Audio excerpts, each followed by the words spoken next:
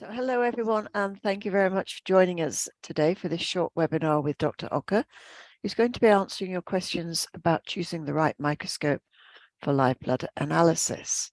We do get asked quite a lot of questions, and so are you ready for a few questions, Dr. Okker? Yes, absolutely. Right. Well, if you have any questions, please put them in the chat box.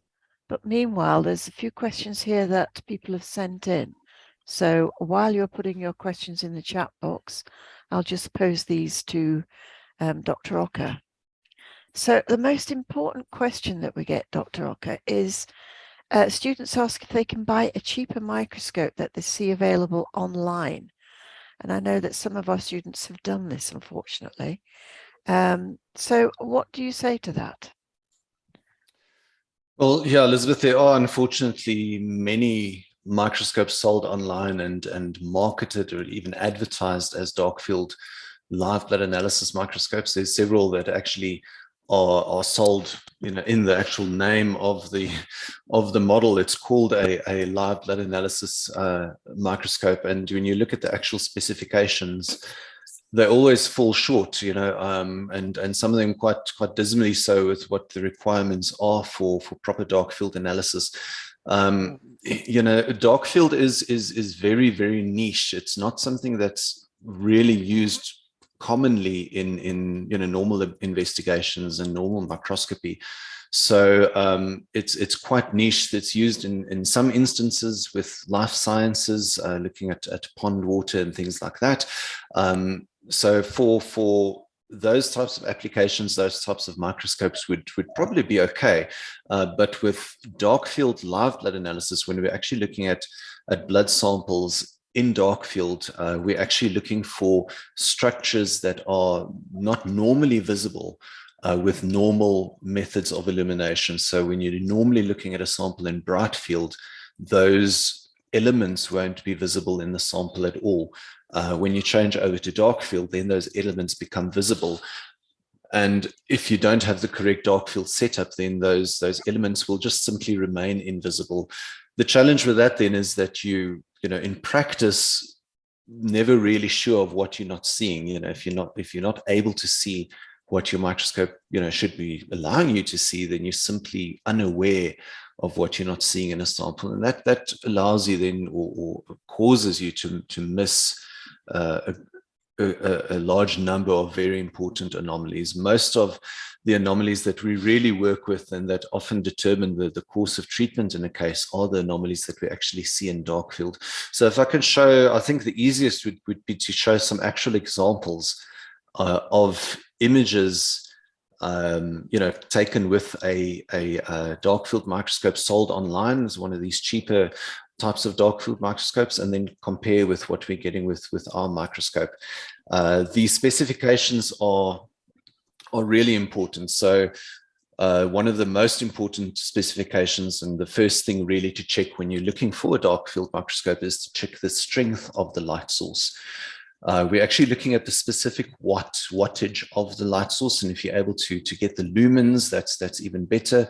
But the actual strength of the light source, and what you'll find, and I'm not sure if this is intentional or not, but a lot of these dark field microscopes sold online won't actually specify the wattage of the light bulb. So if it's a halogen light bulb system, then often it would say a 30 watt halogen light bulb. But with the LED systems, it often just says it's a very bright, dimmable LED. And when you really start looking and actually find the actual specifications, you'll find that it's mostly either a 2 watt or 3 watt LED, which is equivalent usually to 20 or 30 watts halogen. So for dark field to really work and for us to actually see and get the high degree of contrast that we should get, you actually need a light source of at least 50 watts halogen, or the equivalent in LED. So our microscope systems, the LED systems, have a 9 watt LED light source, and that creates a brightness level equivalent to what you would get with a 100 watt halogen system. So really important. Sorry, what did you just say? What was the last? You said it's something about, I heard 50 watts halogen, and then there was something else.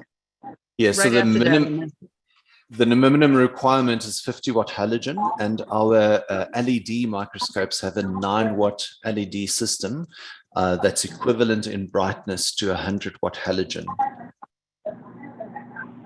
Okay, All right, so and your we have, microscope has the 50-watt halogen?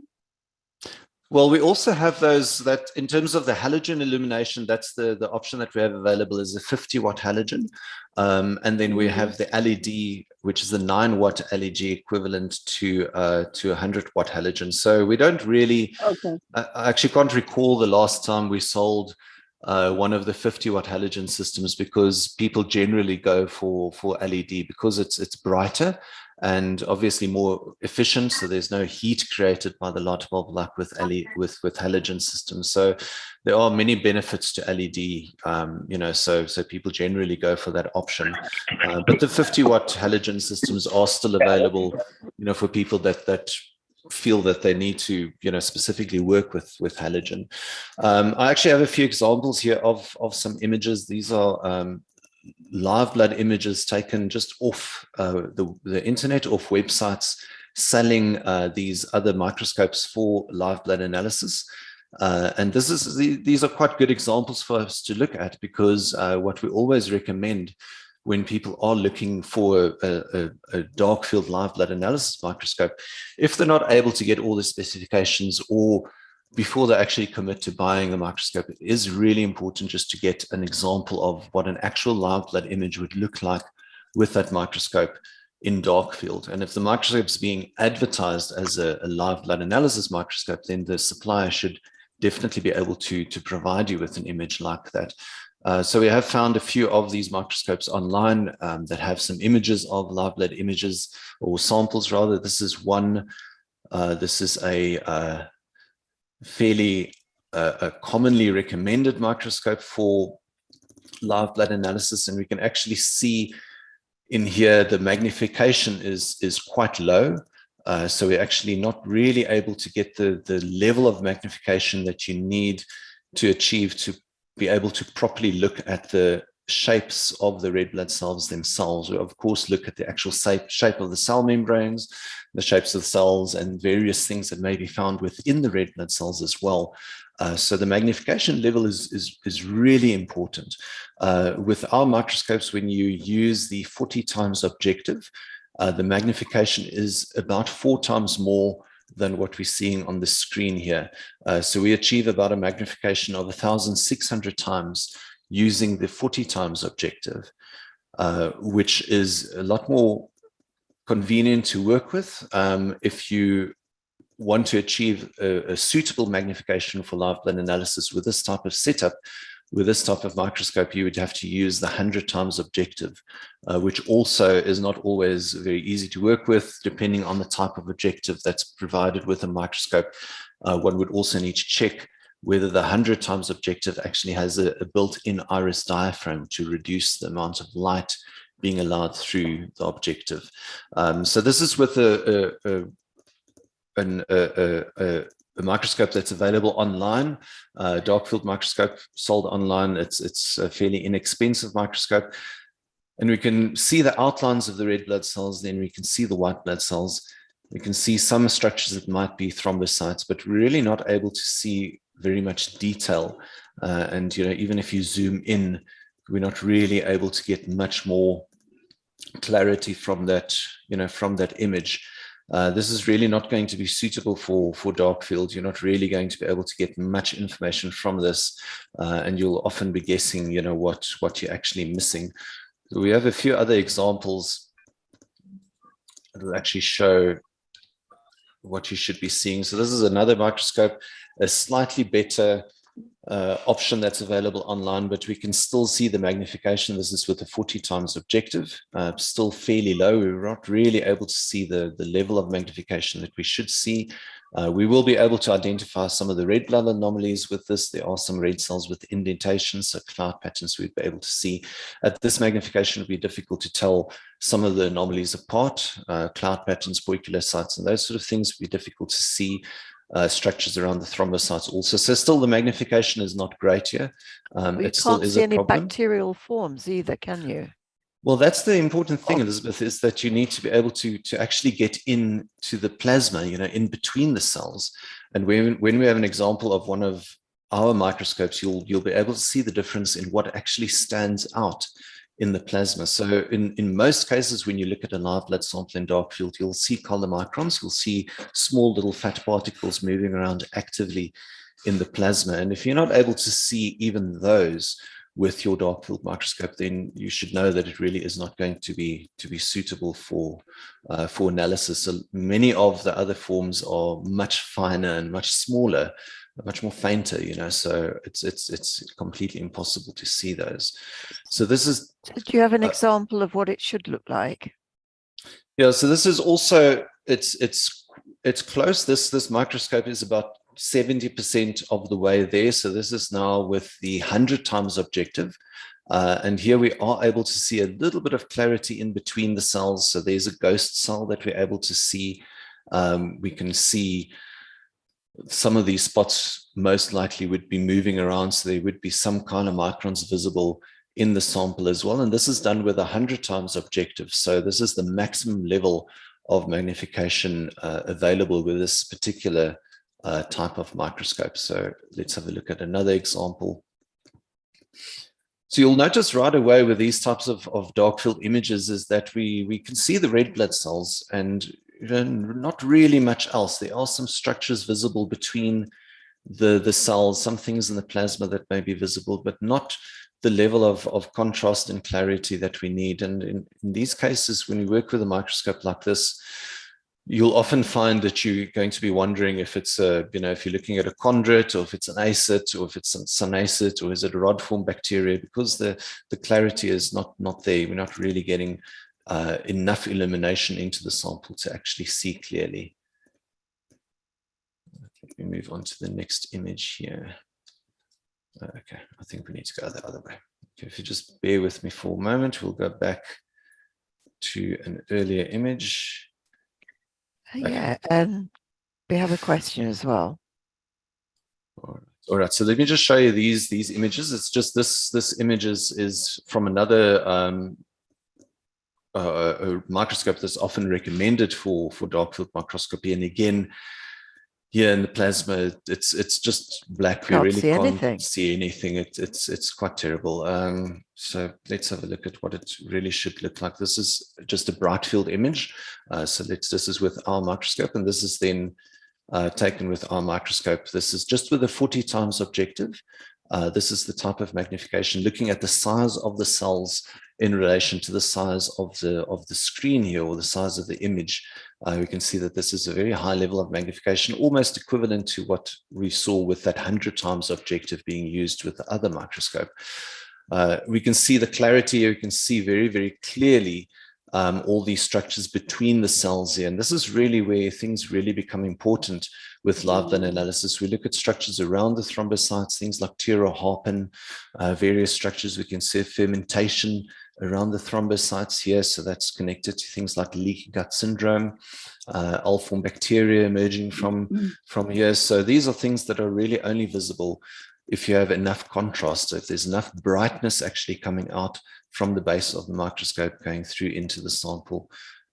This is also with the 40 times objective, just again to look at the fine, faint structures around the thrombocytes, small structures between the cells. That's really what we spend most of the time looking at in dark field, things like fibrin and all those forms, things within the red blood cells, and of course the shapes and properties of the white blood cells as well.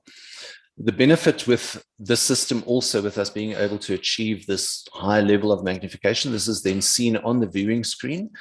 So the screen that you have showing the blood sample to the client will produce this level of magnification with a 40 times objective. The benefit then is that when we go over to the 100 times objective, we get a magnification of about 4,000 times. So this is what you'd have in the viewing screen. You can see the size of the red blood cells really, quite large. The magnification here is actually a little impractical for our normal dark field analysis. It's a little too magnified. When we normally look through the sample and look for anomalies, we have a lower level of magnification. So the magnification achieved with a 40 times objective is ideal for that. But when we really want to zoom into a particular area, when we want to look at perhaps the forms that are developing, the pleomorphic growth forms that are developing in the sample, this is the sort of magnification that we then need as well. So it really is very useful to have this level of magnification available then on the microscope. And this level of magnification that we're getting here, the 4,000 times, is not something that is available with any of the other dark field microscopes being sold out there. So I would recommend definitely looking at, firstly, just the strength of the light source, to look at the actual wattage and the brightness being produced by the microscope, and then also to look at the magnification range. But look very carefully at that, because some of the microscopes will claim to have a maximum magnification of 2,000 times, and that would purely be through the eyepieces. So that is when you're using 20 times instead of 10 times eyepieces on the microscope, then looking through the eyepieces with a 40 times objective then would give you a magnification of 800 times. And the 100 times objective then would give you a magnification of 2,000 times. But then when viewed on the screen, it would still be the same level of magnification as with a 10 times objective. So it's not that you're getting additional magnification with that type of setup. So the magnification range really is very important. So I think you've answered Kathleen's question in that case. She was saying, I'm wondering if you're familiar. The only other thing was biomedics. Yeah. Are you familiar with the biomedics microscopes, Dr. Okker? Yes, I am, Elizabeth. I know the microscopes, and I'm familiar with the cameras that they use as well. We used a similar brand before.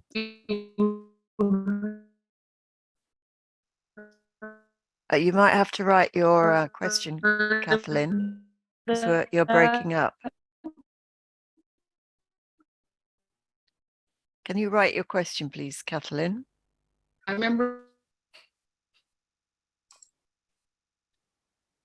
And also we have a question from MC. Who's MC? Mary. Yeah, that's me, Mary. Oh, right. Who's having issues with linking into the computer and seeing the images through my computer screen, which is a Mac. Do I need to have Wi-Fi connection while I'm using the microscope? No. So the type of microscope that you are using, is that one of our systems or a different type of microscope? Yes, it is one of yours. It's HDMI-led microscope system. Okay, fantastic. Now that should connect quite easily. It doesn't require Wi-Fi. Usually with the shipments, we send the software that's needed to run the system on your computer. We send that included on a flash drive in the microscope camera box. And well, there's also... I didn't buy it firsthand. I didn't get it brand new. I got it from Anne Pemberton, who just used it a handful of times, and then there was lockdown, and she realized that she wasn't going to be really able to focus on that area of health, because she had other areas that she was working in. So she offered her microscope and sold it. She sold it, and I bought it. So I haven't received that information. Okay. I don't think. Okay, I can send that through to you. No problem. The color of the camera on your microscope, is it white or blue? Blue. It's a blue camera. So yeah, that's a specific type, and there's specific software used, for each of the types of cameras. So I'll know which one to send you then. Yeah. I downloaded TubeLight. Yeah, you would need TubeLight. We actually stopped working with those cameras because of issues with Mac compatibility. So we might need to just look at the specifications of your Mac. We actually stopped working with them when that M1 chip came out. I think it was either last. I think it was the year before last, or time flies. I think it might be 2 years, 2 years already. But the M1 chip was released, and none of the cameras were compatible. So we actually had to search for a compatible camera, and we found another manufacturer that had the same specifications and had a software. They already had solved the issue with compatibility with the M1 chip. So So would you we'd have suggest, to have a look and see. But I think they have upgraded that software already, so it should now be compatible. We can double check, but yeah, I can. If you pop me an email, I can send you the link to the latest version. And if you're sending me an email, if you don't mind, just including your computer operating system, the version and information on that, so that I know what it is. yeah. Okay, thank you. Can I ask a question? Or I'm not sure how you guys do this. I Yeah, was who just are we speaking to? Oh, sorry. This is Shelley in Australia. Oh, hi, Shelley. Okay, yeah, Hi, fire away. Yes. So with your your microscopes that you recommend, what is it? The NG, I can't remember now. It's so early in the morning here. The HDMI LED is the one we recommend. Okay. With being in Australia, our plugins are different. Is it compatible with the plugin in Australia? Or do you have to get an adapter? Absolutely. No, we usually send the microscopes with the correct cables. So we have stock of cables for all the different plugs, and depending on where you're ordering from, we'll make sure that you get the compatible cables. It's also the microscope as well as the camera is compatible across all sort of power supplies as well. So whether you're in the US with 110 or elsewhere with 220 volts, it's compatible across there as well. Oh, excellent. Okay. So the last screen you had, the magnification, is that the one you recommend? That's the one you just had. You were showing the magnification, that this is the one. Is that the one that you guys recommend that's right behind you? Is that the one you use? That's it, yeah. So that's the magnification that we use. The last few images I showed were images with our HDMI LED microscope. And the very last image, the very magnified image, was with the 100 times objective on our microscope. Okay. All right. Thank you. Okay. Doctor, sorry, when the sound cut out, and I'm not sure if you answered this question or not. So whenever everybody's done, I just have one more question. Yeah, no, fire away. Okay, so I remember, so I have this opportunity. I'm very tempted to just get one of your microscopes, but there's some mailing and import tax problems and a lot of things that could go wrong in between from the time you send it to the time I get it. But anyway, so I'm looking at locally available options, and I had done an email with Dr. Okker before, and you'd said, Dr. Okker, that, really there weren't a lot of good options out there, but if there were any, the Uramex was probably the better one. But then somebody has a Biomed X that they're trying to basically pawn off onto me. I mean, I would have to buy it, but I'm not sure that that's really going to be right at all. And I wonder if you know anything about that company, BIOMEDX. I know that they do also have dark field microscopes, and they usually have the Olympus type of microscope that they use, the CX41, I think it is called. And the Olympus actually stopped producing some of the objectives and parts of the microscope. So as far as I'm aware, with the Biomedics Olympus microscope, it doesn't use an oil immersion dark field condenser. It uses a dry dark field condenser. So just confirm that, because also depends on when this person purchased this microscope, because they did change the specifications a little while back. So it might, if it's one of the older ones, then it would probably be better. You might just need to upgrade the camera then. But the light source would be okay with that if it has the sort of external power supply light source. If it does just have this, if it just has the standard light source, then it's most likely 30 watts halogen. So that's also just check that as well. Because of the changes with Olympus, it's useful just to actually get the actual specifications from them if they're able to get that. Okay, and is it best to have a dry or a wet oil thing? I don't know much about that. Is it better to have a dry or a wet oil condenser? That's good to check, because it is really important. It needs to be an oil immersion dark field condenser. So you have to actually add dark oil. Field condenser. Yeah. All right. The other type that doesn't use oil is a lot more convenient. It's easy, and often with those types of microscopes, you can simply switch between bright field and phase contrast simply by turning a lever in the condenser. Because it doesn't require oil. But with the oil immersion condensers, you have to actually take oil, it out. Right? It does require Does yours oil, yes. So oil, the ones that you. yes, absolutely. Okay. You won't really get a good quality image without a proper dark field oil immersion dark field condenser.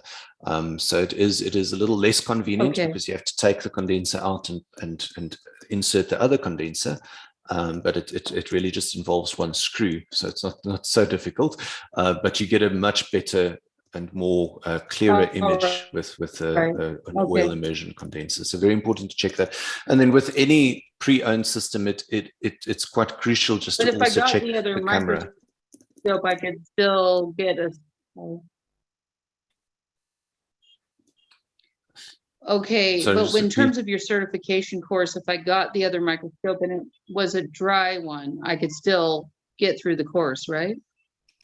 Yes, absolutely. You'll still be able to complete the course. You'll just need access to a microscope to complete your case study. But we always, if your microscope is not up to standard, then we recommend upgrading, because you would be missing important things in practice. I also just needed to add with the pre-owned microscopes, just to also check the types of camera that's provided, because the cameras have changed quite drastically over the last few years. So, as there's constantly updates with Windows. So most of the older cameras that were supplied with the previous microscopes are not at all compatible, and you're not able to connect them at all to computers, to modern operating systems. So you have to bear that in mind. If you are buying an older system with a much older camera, then one has to sort of plan on upgrading the camera at some point as well. Okay, thank you. Nadia is saying, I have the Neogenesis HDMI LED system. I've not had one single problem. It's an absolutely amazing system. Thank you, Nadia. That's our recommended microscope. So thank you for that. So basically, there are no shortcuts then. There aren't, and unfortunately there aren't, Elizabeth. The reason why we actually supply these specific microscopes is because there are no, better alternatives. We had a look around and looked at all the different types of dark field microscopes and their specifications, and we actually had to go to a manufacturing company and give them a list of specifications and ask them to actually produce our microscopes according to those specifications, because there's no equivalent really out available on the market. There was previously with Olympus, but they had changed what they have available, some time back already. So it's not really possible to get it through Olympus anymore. And with any of the other sort of microscopes sold online as dark field microscopes, if you actually look at the specifications, there's always a compromise in one of the specifications, one of the features, and that then translates to not being able to see clearly as you should in dark field. So we do get attendees joining us who have bought an inferior microscope online. What advice can you give them? Well, it's very difficult to upgrade and make changes to a microscope. We've had attendees who realized that the light source is not strong enough, and then looked at trying to find a stronger LED. It's not simply a case of replacing a 3-watt LED with a 9-watt LED light bulb. Unfortunately, that's not how LED illumination works. So it's very difficult to upgrade components of the microscope, to be up to standard to, what we recommend. So it's best to then look at finding a way to sell the microscope, perhaps complete the training. I'm going to have to mute everybody. I'm sorry. We can't hear you, Dr. Could you repeat that? I'm just going to mute everybody. Fantastic, thank you. I could hear myself, so also couldn't. Yeah. All right, now it's possible to complete the training course of the microscope, but because of what you'll be missing in blood samples, it's really highly recommended to upgrade the microscope to a proper dark field microscope before seeing paying clients and attempting to use live blood analysis in practice. We find that if you don't have the right type of equipment, you're obviously not going to get the results that you're expecting to see, and it's very difficult to get a successful live blood analysis practice going without the necessary equipment. As I said, it's very difficult to upgrade. There are some things that can be upgraded, for example, the camera and so on. Sometimes the objectives can be upgraded, but as I said, the light source really is extremely important, and if that's not what it should be, then it's very difficult to change that. So the best is to look at perhaps selling the microscope, and then to look at getting a microscope that is actually suitable for blood analysis. We do have an entry-level system available as well that has all the really essential features for dark field microscopy, and that has a few other options that can be upgraded along the way. So that is an option as the lowest available proper dark field microscope system. Thank you for that. Farah is asking, can you give us an idea of prices, please? Do you have them at the top of your head? Off the top of my head, it's just below $7,000 for the HDMI LED, 6,900, I think. Okay, and for the entry level? Entry level is about 4,500, as far as I recall. You have to send the exact pricing through. In pounds and pence. Okay, Farah, I will email the prices to you after the lesson finishes, because I don't have a converter in front of me. Yeah. So I'll send you the prices right after. And anybody else, if anybody else wants. You will actually find them on the website, which is www.livebloodonline.com. But I'll put all that also in the recording that I'll be sending you as well. Okay, so I have one more question. Fire away. Okay, so with the entry-level microscope, what am I losing? Is it magnification? Is it halogen watts? What makes it less valuable? So the light source can you hear is me? Yes, I can hear you. Yeah. So the light source of the entry level is 7-watt LED instead of 9-watt. So slightly less brightness than with the top of the range system, but still well within the requirements for proper dark field analysis. You'll still be able to see everything that you should be able to see in the sample. There are also 2 of the objectives that we normally supply with the top of the range system that's not supplied with the entry level system. The 20 times objective and the 100 times objective. Those are 2 objectives that are used most sort of infrequently in blood analysis. So, you will, from the images that we saw, you obviously won't be able to get that 4,000 times magnification using the entry level. I was wondering about that. Yeah, but that's something that can be added on, at a later stage. The slots are available on the microscope for those objectives. So, once you're ready to upgrade, you can always add those on. And then it has a more basic type of digital camera, not the. Oh, you mean I popular range could type pay of- more later and add them on later? Is that what you're saying? Yeah, absolutely. So you're able to upgrade and add those other components at a later stage. So you're able to get going, and you will be able to see what you should be able to see in your client's samples, and you'll be able to analyze and assess your samples properly. You won't miss anything, and later on, when you're ready, you can of course add those other objectives. Including the magnification, right? Can I add the magnification? Yes, for sure. So it will already Okay, have great. the Fabulous. additional. It will already have the additional magnification on the viewing screen.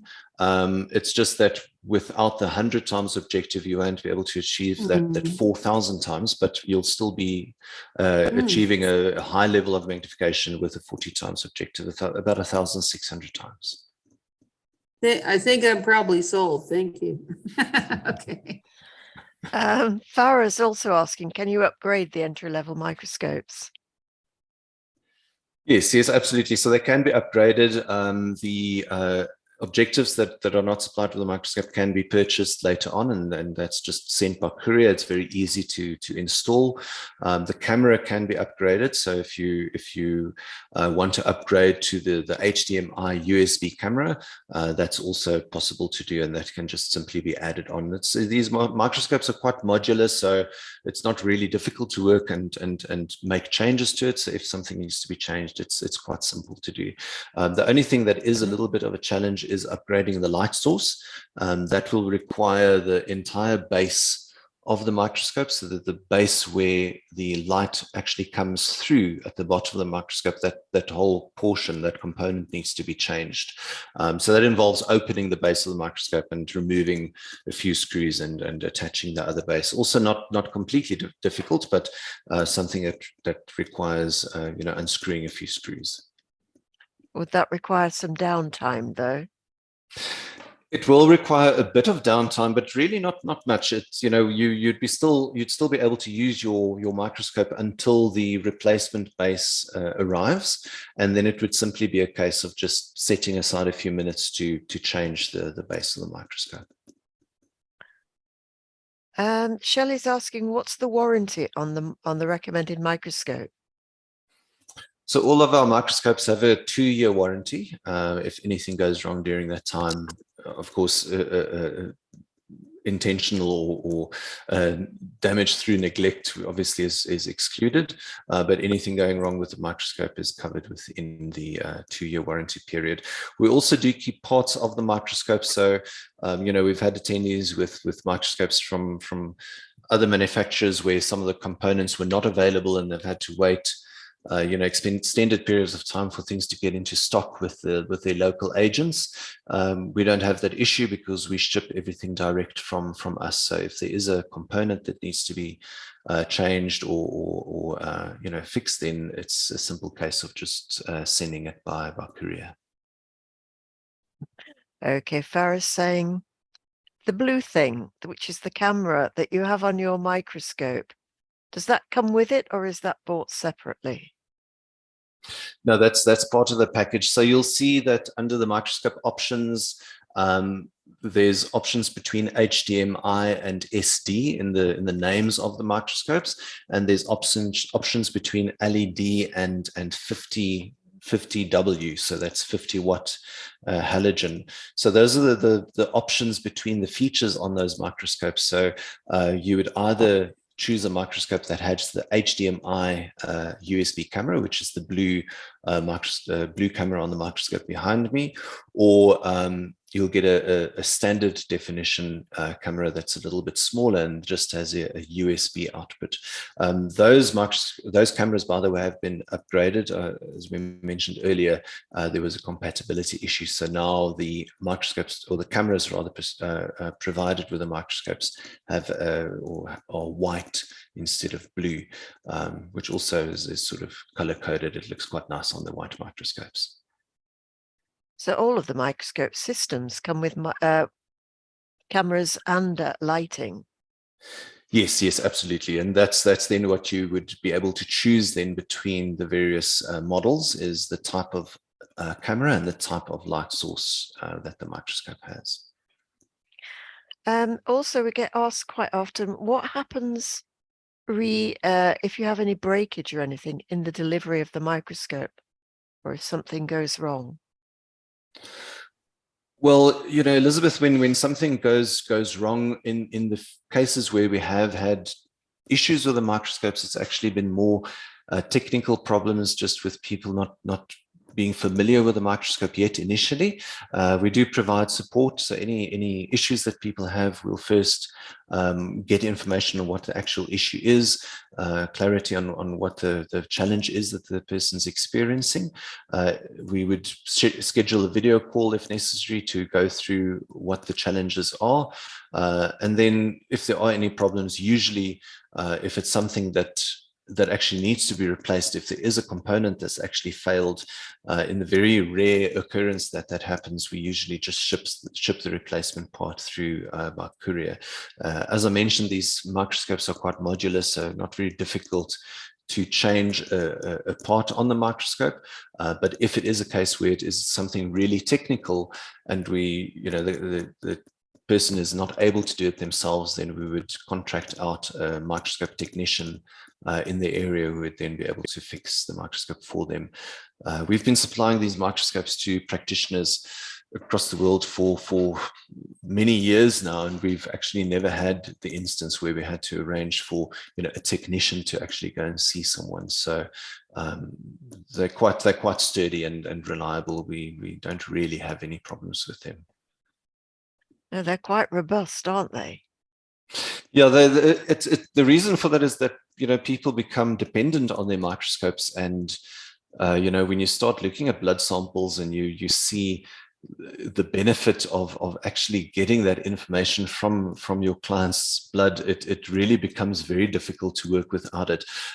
People become quite dependent on their microscopes, and often their clients also demand having their blood tested. So, if someone goes to see you and your microscope is not working, it usually is quite problematic. So we make sure that the microscopes can handle being in a busy practice where they're utilized every day. Okay, and the last question is, what about portability? The LED microscope is fairly portable. The halogen system, so if you choose the 50-watt halogen option, as I mentioned, we don't really get many of those being sold, but the 50-watt halogen system, because of the heat produced by the halogen lamp, the lamp is actually housed outside of the microscope, so it's in a separate box at the back of the microscope to reduce heat going into the microscope. So and that also has a separate power transformer, then a power supply. So those are a bit more bulky and less portable, but the LED systems are quite portable. There's not much that one can do with the size of the microscope. It's not possible to make it more compact because of the way that the optics work. But the microscope itself is about 8 kilograms. So, not very difficult to carry around. And because it is quite robust, it's also, deals quite well with being moved around. It's not an extremely sensitive item where, it shouldn't be touched. Sorry, how much is the weight? Did you say again? Because that could matter a lot to me. How much is the weight? You said 80 kilograms or 8 kilograms? 8 kilograms, yeah. So Eight, about 8 okay, yeah, we're so good. about we're 8 good. kilograms, yeah. No, it's not that heavy, yeah. Okay. And then and then also with shipping as well, the weight Yeah, of it yeah. doesn't influence shipping costs. But yeah, it's Okay. 80 kilograms would you'd need a few hands to help you move the microscope in that case. Yeah. Yeah, I know a few attendees have actually bought wheelie bags and then padded them out with offcuts of foam. So that way, when it arrives in a polystyrene, quite hard package, doesn't it? Yeah, it's packaged in a box inside polystyrene packaging, and specifically for that specific model of microscope. So quite safely packaged, and then there is some assembly that's required. So, the head of the microscope has to be placed on, not extremely difficult, and we do provide a video with clear instructions on how to set up the microscope. But once it's been assembled, it's best not to disassemble it. So for that reason, we recommend that if you are traveling by air, it's not really advisable to pack it back into its original packaging. Although it will be safer, there is always the risk, when you're opening components, there's the risk of dust getting into, the essential parts of the microscope. So best to keep it assembled when it's assembled. And, if you are planning to travel, then it's a good idea to get one of those wheelie cases and then just pad it out so that you're able to travel with a microscope. Okay, we have another question from Farah. Can we pay for the microscopes on a monthly basis? Well, I think in the past, we have allowed for attendees to pay off, and that is something that we can do, but we're only able to ship the microscope after full payment, and that's just because of the the actual cost of these microscopes. We're not able to sort of carry the cost of the equipment while attendees are paying them off. Okay, thank you. So any more questions, anybody? Get them in Oh, that the chat size box. of the box, because I'm dealing with mail services. I might have you ship it to the US and then have a mule person carry it over. It's complicated, but what's the actual size of the box? I'm going to have trouble with centimeters, but I can look it up. I would have to send you the actual measurements. It's slightly bigger than a stock 5 box. I'm not sure if that's a universal size being used everywhere. I don't know what that is, but if you give me the centimeters, I can look them up on, in inches and stuff. Yeah, no, I can send that through to you, not a problem. Okay, thank you. I just have a question in regards when you're flying, and you know how you have to run your stuff through their scanner or their whatever it is, that they're checking. Does that affect your microscope? Not at all. No, it's not really sensitive and won't really be affected by that.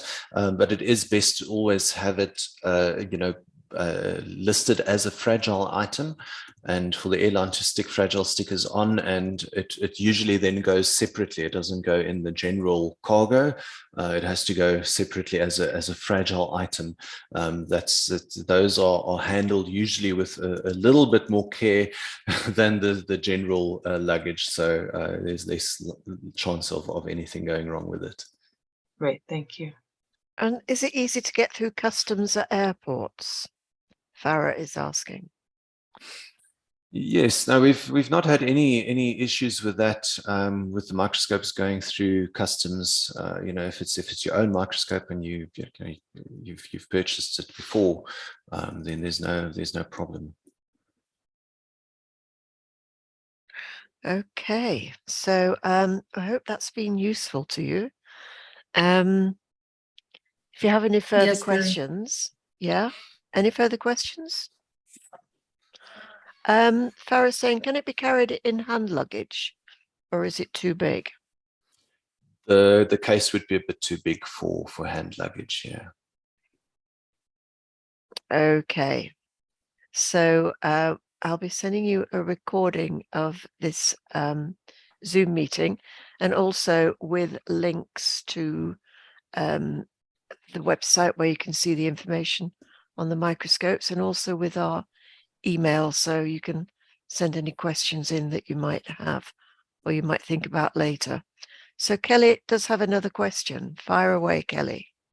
Yeah, thanks, Elizabeth, and hi, Dr. Okker. Thanks for putting this meeting together. So my question is related to an alternative or holistic doctor that we have visited over the past few years. They've got a live blood analysis microscope at their practice, actually a few of them that they use in helping to look at patients' blood and diagnose possible issues or signs.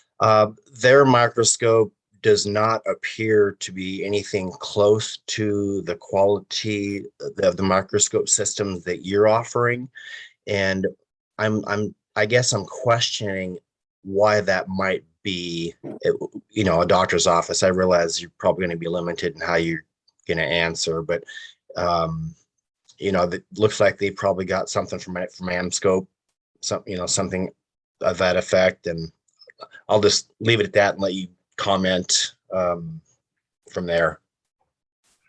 Right. It probably depends also on where they actually had their training. Usually where you are trained in blood analysis, they would recommend what microscope you would need. Unfortunately, there are still today training institutions out there that recommend very basic dark field microscopes, claiming that it has all the necessary components, but actually when you look at what's required, it doesn't. So, the information that we have, that we worked with when actually working with our microscopes is, not information that we uncovered ourselves, but it's based on what the pioneers in blood analysis worked with. For example, Michael Coyle from New Life Sciences, the specifications that they worked with as well. So, if anyone comes out and challenges those specifications, then you'd need to look at what they're actually seeing, and if they're still able to see what they should be able to see in a sample, which it really is not the case when we actually look at what images are produced by these microscopes. So perhaps just not informed of what they should really be looking for in a dark field microscope. That would be my guess as to why they have a basic system. I have seen other practitioners also that also have basic microscopes, and they claim to get by with it, but in many cases when you look at the protocols they use, it's often a shotgun type of approach where they work with many sort of common issues that they might see in many clients, but you often end up reaching hitting a wall with those types of protocols, because you're not really able to drill down and get into the finer, subtler details and work out exactly what it is that you actually should be focusing on with the clients. And often it's more of a shotgun approach where they see blood cells sticking together, they do a few things that help to separate the cells, and that's as far as they go with blood analysis. So I would also be looking at the type of training that they received.